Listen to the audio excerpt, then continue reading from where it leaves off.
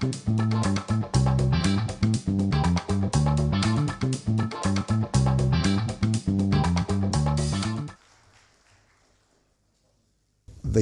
president of the AFDB, permit me to extend all other courtesies and protocols. I actually was expecting to be called after the president of the AFDB, so I'm a little unprepared to go ahead, but I think it's kind of him to permit me to make my hopefully brief remarks, as I have to attend to another engagement outside of Abuja. I'm delighted to welcome you all to Nigeria for this important African Economic Conference.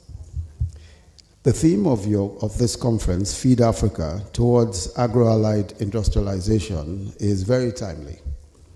The global commodity price shocks with the sharp decline in the price of oil have had major negative impact on the economies of several African countries. Nigeria, of course, is no exception. Because oil accounts for over 70% of government revenue and over 90% of foreign exchange earnings, shocks to global oil prices have significant effects on the Nigerian economy. But in our peculiar case, the vandalization of oil facilities, resulting at some point in the loss of over 1 million barrels of oil a day, clearly worsened our situation. As a result, Nigeria has witnessed in the past few months a sharp decline in economic growth. But we're determined to come out of the oil price and production shock-induced recession. We are working to expand our share of non-oil revenues, expanding the fiscal space, closing leakages, enhancing transparency and accountability in the management of public finances. But this will not be enough. Even when we get growth back on track, we must ensure that growth is inclusive and that it touches the lives of millions of Nigerians in rural areas who depend on agriculture as a source of their livelihoods. The key part of the solution, therefore, must be to rapidly raise the productivity of agriculture, reduce our dependency on food imports, and expand foreign exchange earnings from export-oriented agricultural products. Nigeria has comparative advantage in agriculture with vast amounts of arable land and good agro-ecological environments. And as a government, we are continuing policies to increase food production. The increased food output will help government to address food security and to provide decent quality meals for kids in school through our homegrown school feeding program.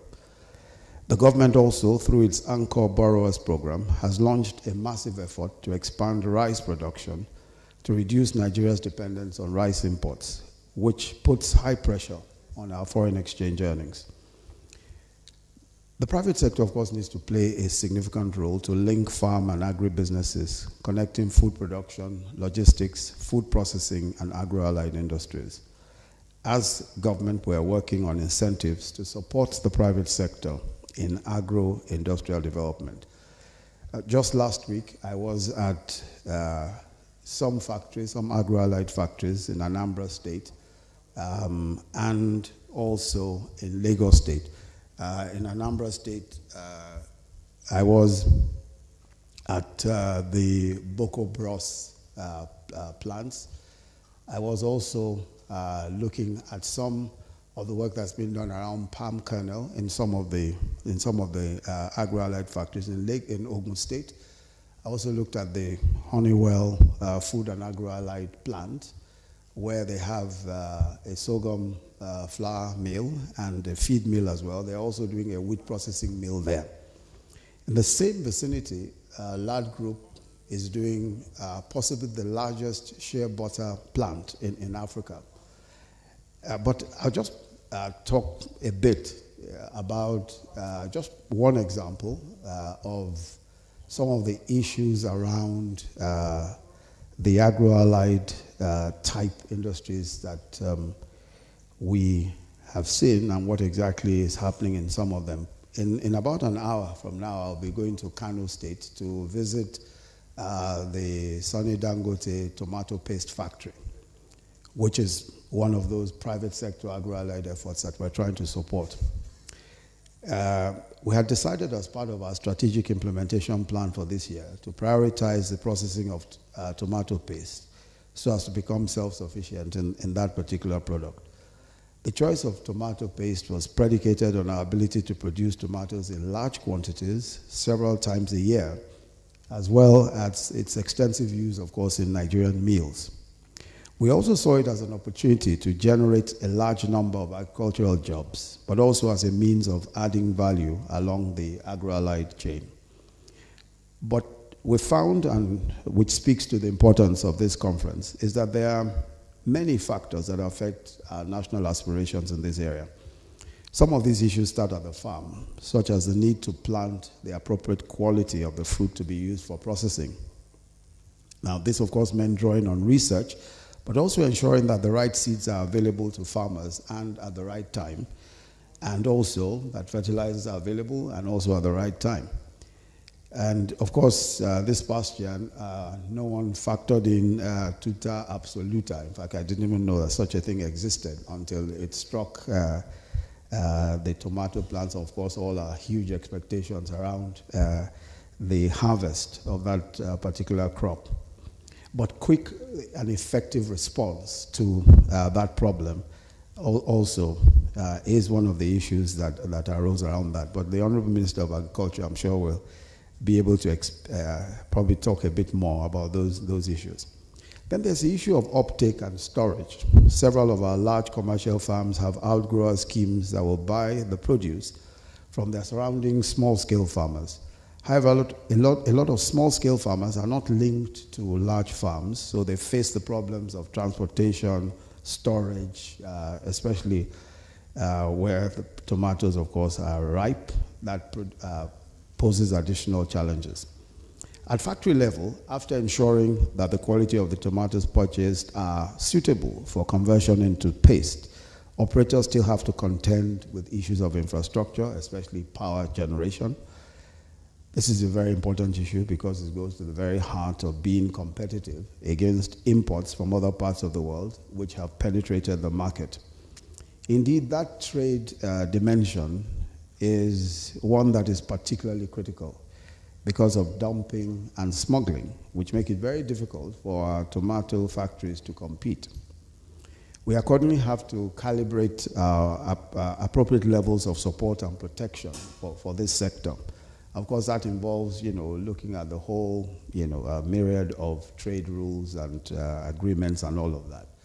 But there is a real danger that even with the best efforts, with production and all of that, the tomato industry may not be competitive against imports and dumping and the fair amount of smuggling that's going on. So these are some of the issues, of course, that we have to deal with. Indeed, some of our manufacturers find it expedient to focus on packaging imported concentrate, which saves the trouble of trying to compete with tomato paste from abroad. But of course, that means that you cut out the farming community entirely. And really, that doesn't make sense from the point of view of our own plans to expand the agricultural base and at the same time, create opportunities around processing and the entire value chain. Another element which our tomato farmers experience, tomato farmers and tomato paste manufacturers have to contend with include the high cost of finance, which we're trying to mitigate through our development institutions like the Bank of Agriculture and the Bank of Industry. We also have a commercial farmers credit scheme, which is really for small-scale farmers, and access to that. We've been trying to expand the possibilities of access to that. Part of that is working through our Bank of Agriculture, trying to revitalize the Bank of Agriculture itself and, as it were, reinvent it so that it's much more able to give the kind of support, not just financial support, but also advice to the industry. I've outlined some of these issues in order to give a flavor of some of the issues that we're dealing with in just one agro-allied sector alone, and I expect, hopefully that the outcome of your discussions will throw more light and give policy prescriptions on some of these issues.